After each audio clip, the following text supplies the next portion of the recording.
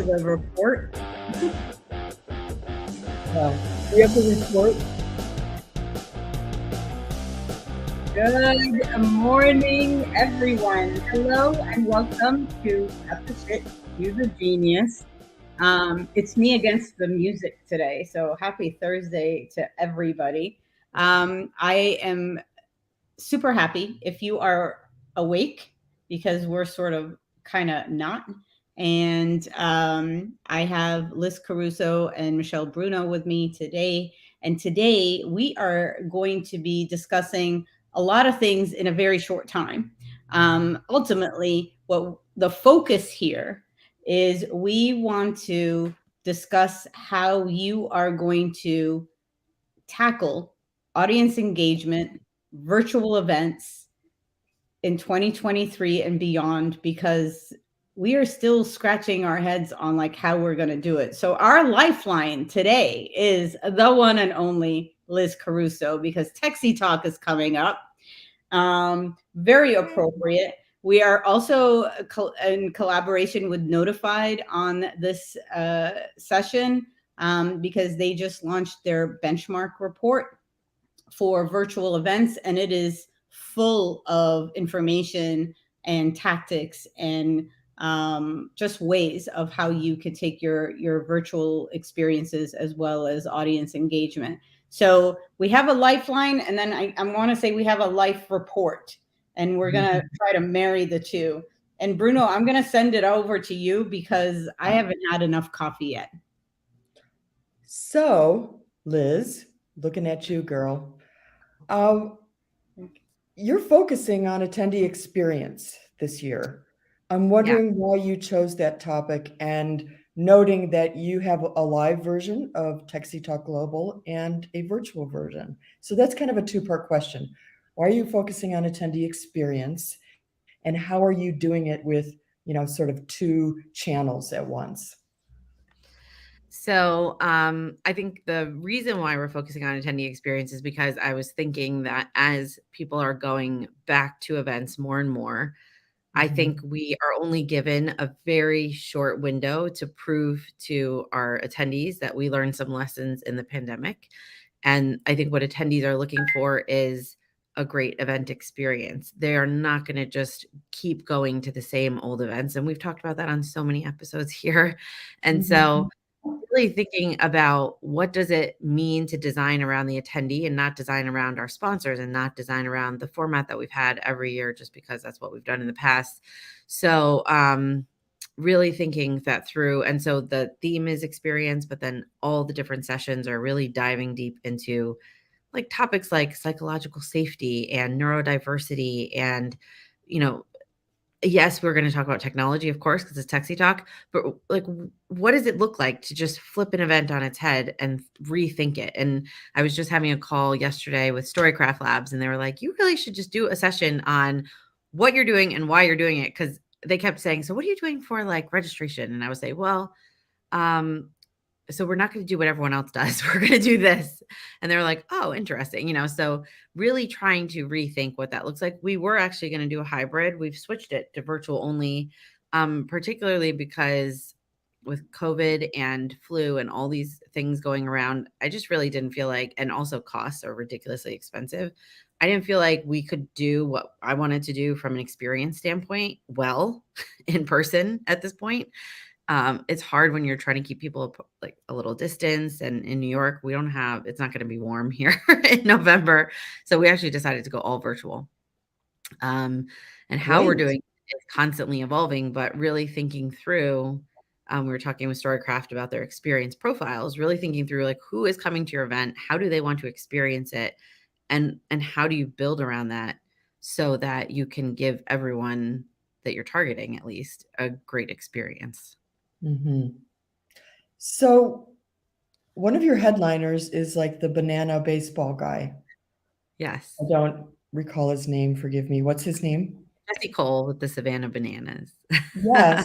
Do you think that his vibrancy is going to translate as well virtually, you hope, as in person? Because just looking at his videos, and I follow him on LinkedIn and things, it seems like he is made for live, Yes. but he's going to be now virtual. So how will you address that? Yeah, so I don't think it will be the same. I have to be honest. I think in person has a lot of value that we're just not going to get in virtual. He was always going to be virtual due to scheduling and Oh, great. there's lots of different things. So he was planning on doing virtual from the beginning. And our plan with the in-person was still that the majority of our speakers would be coming in virtually from different ways. But so, and I asked them, I asked that question. So what is the difference between like what we're getting in person and what we would be getting if we do this virtually? And of course there is a lot less audience engagement, even though he will ask questions and people can put questions in and they can put their comments. We're going to be using StreamYard just like this so that we can involve, people like Karen, her comments. So there will be interaction, but it's not the same as like running around a room with your yellow tuxedo on and all of that energy. And he won't have that to feed off of. So I think it's not going to be the same, but the goal is really just to get the lessons learned. We're going to be talking about his book, Fans First. And, so he had to get that information across in a book. He does it in person, and virtually will be, I think, somewhere in the middle. It'll be a better experience than just reading a book on your own. But yeah, it will be different, of course. So you say right on your website, experience does not necessarily equal engagement. However, I feel like you have to, it's like a two-step thing. You have to get them engaged in order for them to have an experience. And as I was reading through the notified benchmark report, a lot of the information in there is around engagement, tactics for engagement, tips, stats. So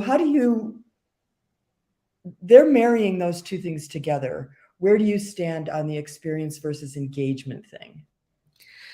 Yeah, I do see what you're saying, and I agree. I think it also goes the other way, though, which is that if you have not designed an experience that speaks to your target audience, you'll never get them engaged. Like, you can try all the marketing tactics in the world. You could involve tons of polls and Q&A, but like, if that's not even how your attendees want to interact, or they don't even want to attend a virtual event, or they don't even want to attend an in-person event, you're never going to get them engaged in the first place.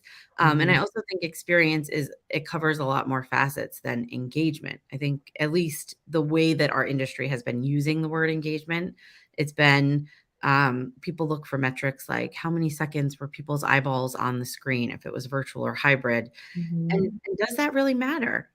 Look at how many people watch podcasts and never look at a screen, but it's on in the background. They're doing 1,000 other things. And that does not, in my mind, mean that they were not engaged. They could talk about all the things that they learned on that podcast, how great it was, and they'll listen to hours and hours and hours of it. But I think the events industry is having a really hard time transitioning what we did in person, which is capture everyone in a room, force them to look at the stage for X amount of hours, and then send them home. And we're trying to force that into a virtual and hybrid world that just I don't think it works. And so really thinking about creating experiences that allow people to tune in and tune out the way that they want. And for that to be okay, we've decided to just stream Taxi Talk Global. So just like people are seeing this on LinkedIn and Facebook, you're going to primarily see it in our community. That's where a lot of the engagement is going to happen, networking events, things like that. But if you happen to be browsing on LinkedIn on November 10th and you happen to see one of our speakers on there, jump in. There's the idea of like having people register and get a ticket even, I think, is something that's going to evolve. This content is available. And so why not make it available? Why are we trying to hoard these audiences to ourselves? And, that also, of course, changes your monetization plan. Look, I could just keep talking. There's so many aspects. I love that about you. The willingness to experiment, possibly at your own expense. I mean, you're not doing this. Well, maybe you are doing this for the love of events and the love of the community, but I think at the end of the day, you need to see some sort of return on investment of your time, at least.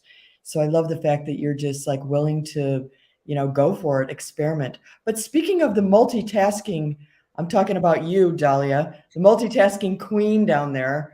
I want to ask you about, attendee experience and engagement in view of what Liz just said, people should be allowed to do what they want to do and tune in and tune out and just sort of, they don't have to necessarily be embedded in your event.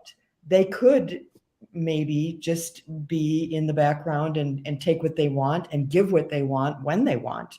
Right. Is this the new way of doing things? I mean, it is one of the new ways of doing things. I think the agility, and Liz is the live example of this, agility of switching an event design because of listening, social listening, as well as just reading the potential audience. Basically, you sort of shift, right? And you change the way the design is, and you go from an H kind of blended, event to a virtual event. But then that shift also has to lend itself to the design of the program, as well as the content that you are creating within that program. So, for example, that the question about like the keynote speaker is he's great on stage. How's that going to translate on virtual? It also lends. So I have a question on Michelle's question to me, but because I'm also speaking at Texie Talk, and thank you, Liz, for having me. Of but course.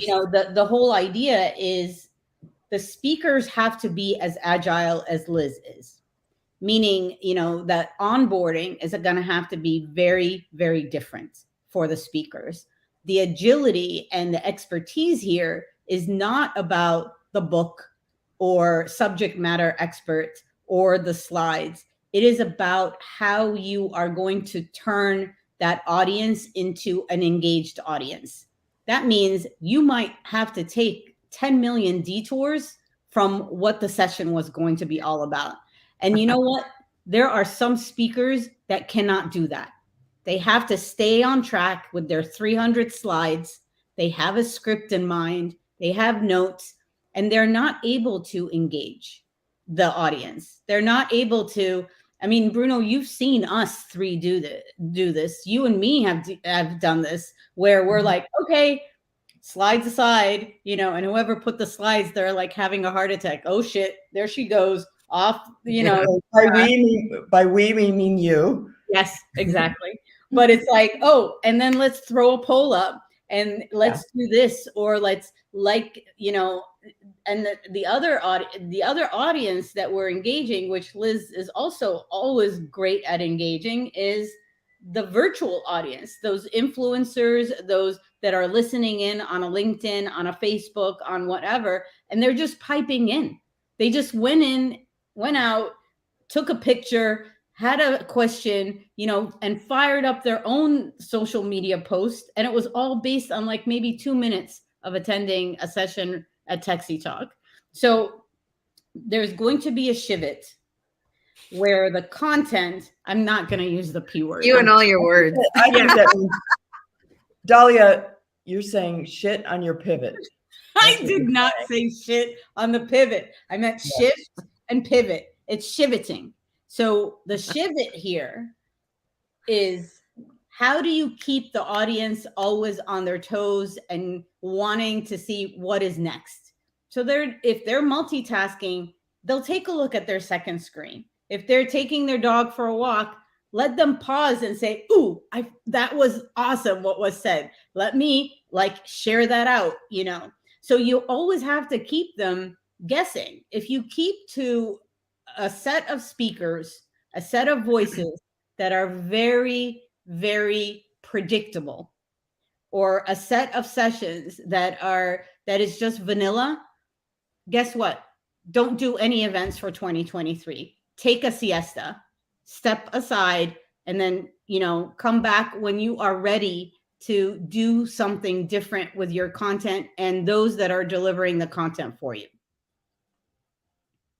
Irena's multitasking right now, but she loves, and Shapiro says shivit is trending at the moment. So Irena is all about this because she knows exactly what we're talking about here. The idea of engagement but it is by plan, but the plan changes. Yeah. Okay, so then, Liz, how do you measure whether it was effective to sort of like roll with it, to evolve? Because we lost her, I think. Or I lost She froze. So how do you measure, Liz? How do you measure all this shifting? Yeah, I think that I always am frustrated when sponsors, for example, come to an event and then they're like, we only got 1 lead or we only got 7 leads. I'm like, you don't realize, I mean, we are still passing leads to sponsors that we had at Texie Talk 10 plus years ago who are like, Liz King is equals convene.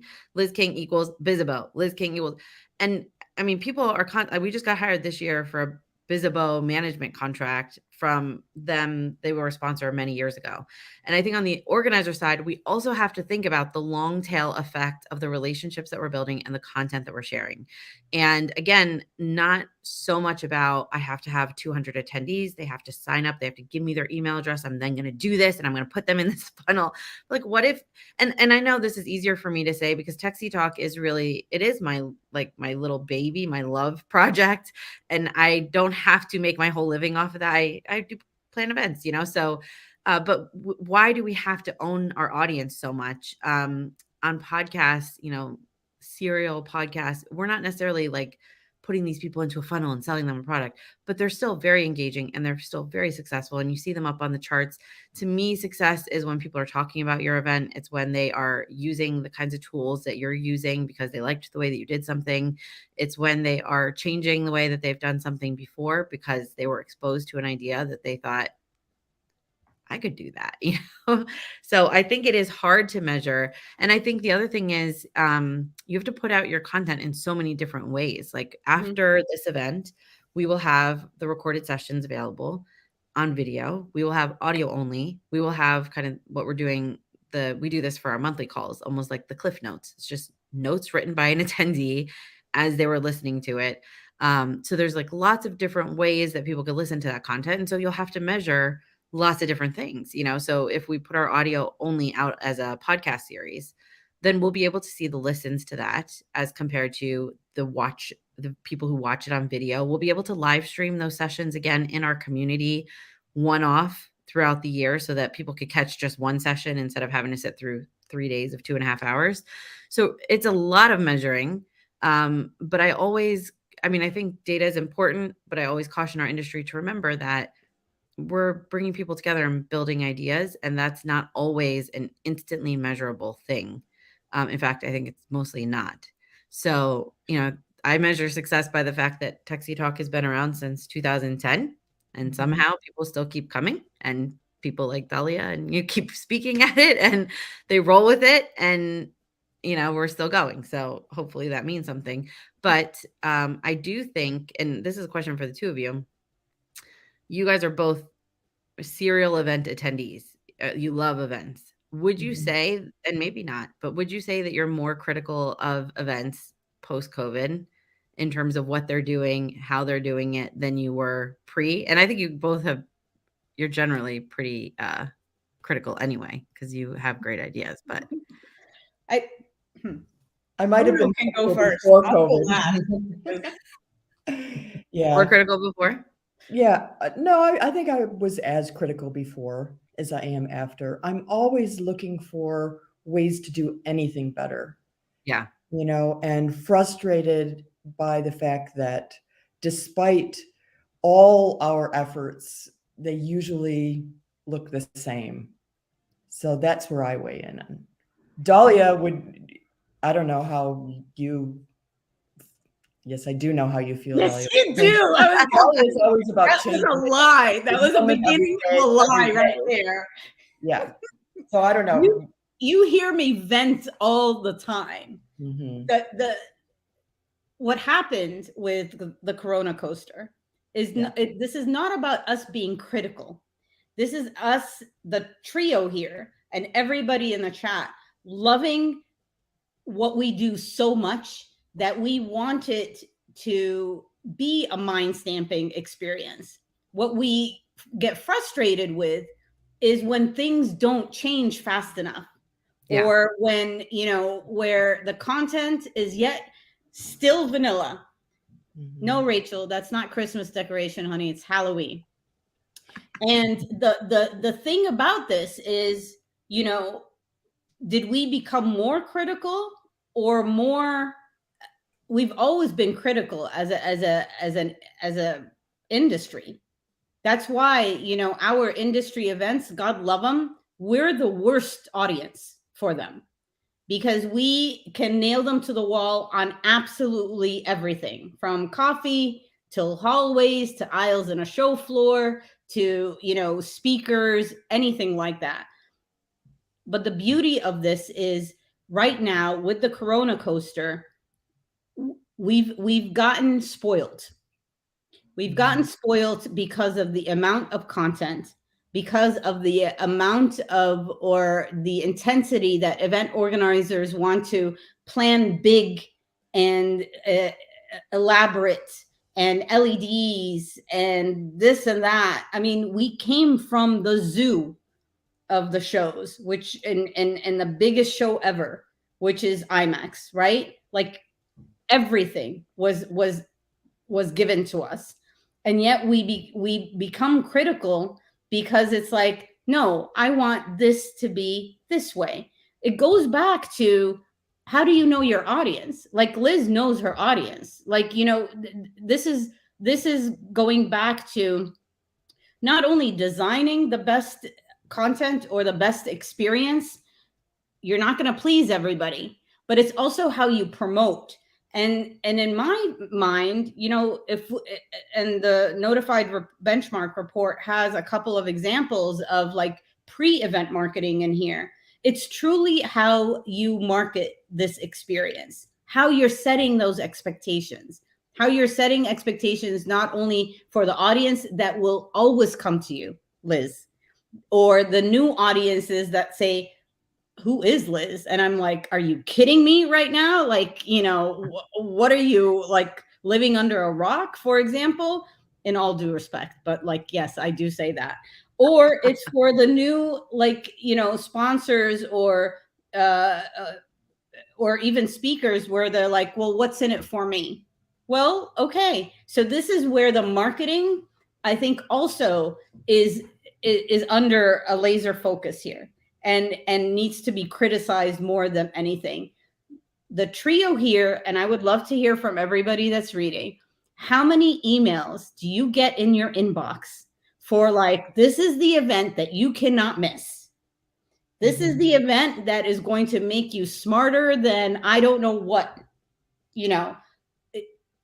Is that really going to get you in front of like for a couple of days in front of a program that you're like, okay, I don't even know who these people are. What's in it for me? So I want to know, like, Liz, how are you doing your marketing differently for Techsy Talk this year, just to get out of that noisy marketing channel that we call an inbox or whatever?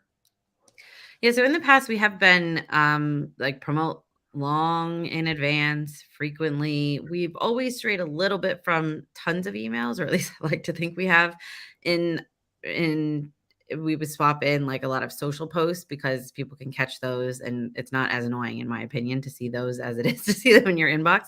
But one of the things that we're doing this year that's differently is we're really kind of waiting to do our promotion about the event until the final 2 weeks, because no one's making a decision before then anyway.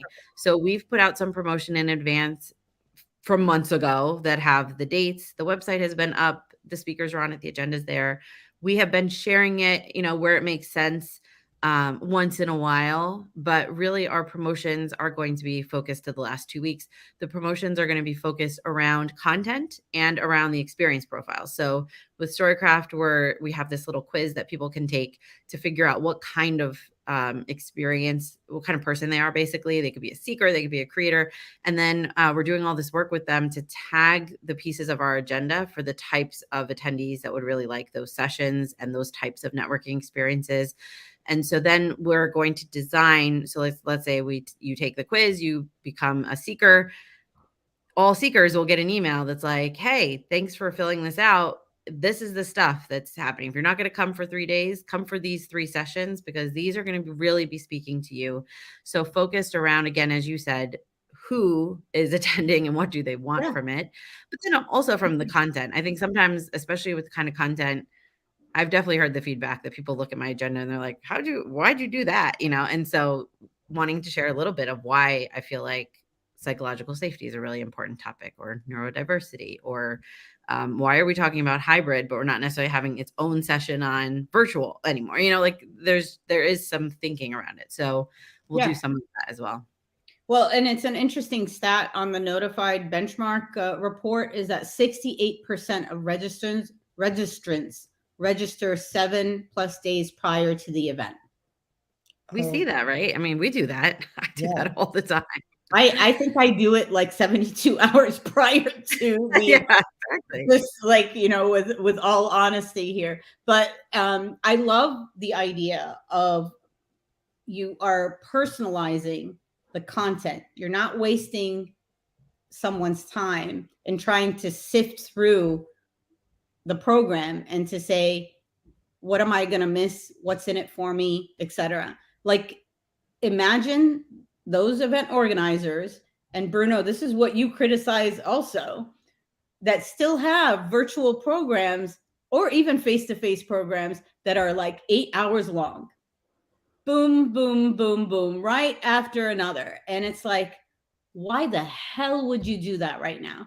Like, do you not understand like how our social batteries and our mental like capacity is almost close to like zero at times? Well, it's funny you should say that, because what I immediately thought of, Dahlia, was, definitely breaks in the schedule. But usually what I see in most events is if there's a wellness area, or if there's a social area, or if there's somewhere other area, it's a separate area.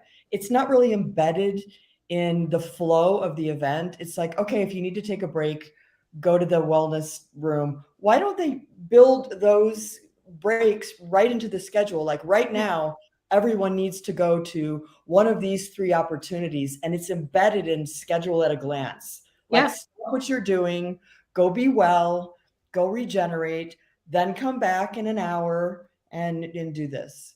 That I think would be very helpful. That and the sponsorship of nap pods.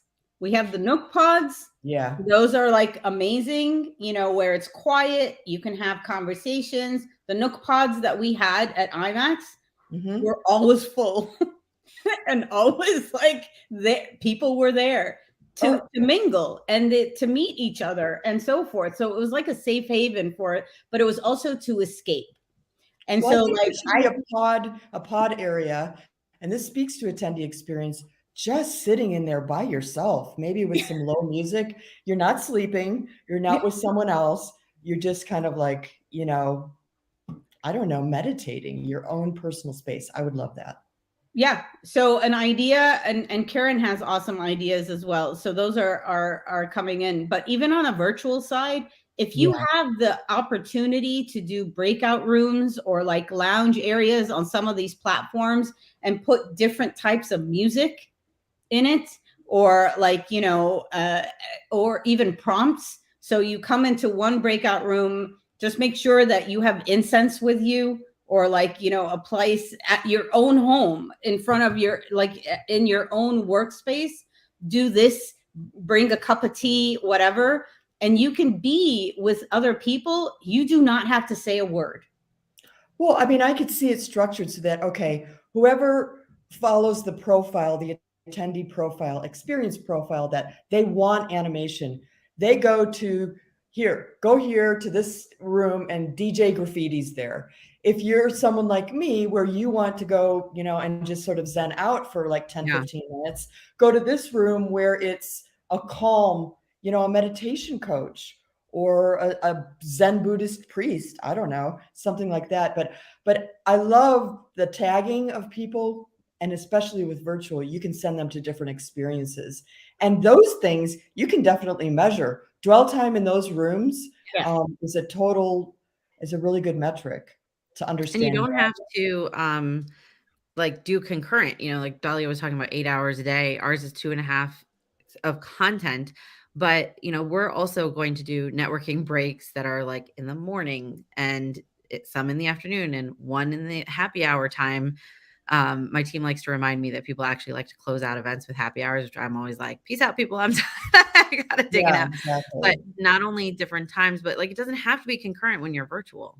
You could have options for people to like tune in for 30 minutes and then go do work and come back at lunchtime to get a little more. Even tuning in during the program. I mean, Yeah. hello, it's on demand. If this is the time that you have to tune out for your own mental health, tune out. Yeah. And then go tune back in when it's appropriate and you feel like you're up to it. It's on demand. Here it all is. I hate to, well, I don't hate to, but like one stat that stands out in the benchmark report is only 6% access on-demand content. Like, why are we even having it if only 6% are going there? We need to really make on-demand content actually part of the experience, along with all and these design more experiences. I feel sorry for you planners because we just came up with like 20 new ideas that you probably didn't need. Just keep working. Well, I mean, that's the point of this, right? The point of this is people can steal ideas from what we're doing. So I know we're at time. And Liz, I love that you're going to be transparent with how you're designing Texie Talk, as well as continue to give us examples of how to do better. And I think this is where, people should attend Texie Talk, as well as be open about how they can do things better. It's a two-way conversation here. And, with that, even focusing not only on the design of the event itself, but the pre-event marketing. And then Bruno, to your point, why is it that content or on-demand content is a secondary thought? Like that, it should be its own plan, its own strategy, its own monetization. And yeah, people do struggle with that. So I hope that we do get a part 2 after Texie Talk, and then we revisit Texie Talk and see, what other ideas that our audience can steal from us in regards to post-event, because it should not be a check-in, check-out date anymore. That's what people struggle with, especially on the revenue side. There's a lot in the notified benchmark report when it comes to best practices or stats or ideas on the pre-event marketing, the post-event strategy or marketing, days of how to send emails and so forth. It's not a general statement. It will never be general across the board. I mean, this as a planner, nothing's going to stay the same, but the agility of taking a design like you did with Texie Talk and saying, yeah, it was going to be a blended event, now it's going to be virtual, is totally is totally solid right now. And I wish people would be able to take that step, if you will. Then again, trying to find buy-in from the C-suite, that's another story for another day. So they're moving that way. They realize that, something. Oh yeah. Well, if anybody needs help convincing the C-suite of changing shit around, just give me a call. I'm ready. Like, I'm fired up today. So to register for Texie Talk Global, yes. Do we wait until you come to us, or is there at least some sort of traditional way that we can actually, or should we just pop in? Yeah, pop in. Half the things we're going to try are going to suck. That's just how Texie Talk is. And we just acknowledge it as it's happening. I'm like, well, we tried to do this. It didn't work. We'll try again next time. So come and check it out and see what works, what doesn't. Some of these ideas are stealable. Some you're going to, lessons learned. We always say we fail so you don't have to with your clients. That's perfect. Put it out there. If it works, when is it? When's the date? November 9th through the 11th is the live portion of it. 12 to 2:30 p.m. Eastern time, and then a few other slots during those days. Perfect. So awesome. So everyone register for Texie Talk Global. Also download the notified benchmark report. And Karen, thank you. Thank you everyone for joining us. Liz, Bruno, as always, this is like my moment every week. I look forward to this moment right now. So thank you for joining us for Cut the Shit, Cue the Genius, and we will see you next week. Bye, everyone. Thanks, ladies.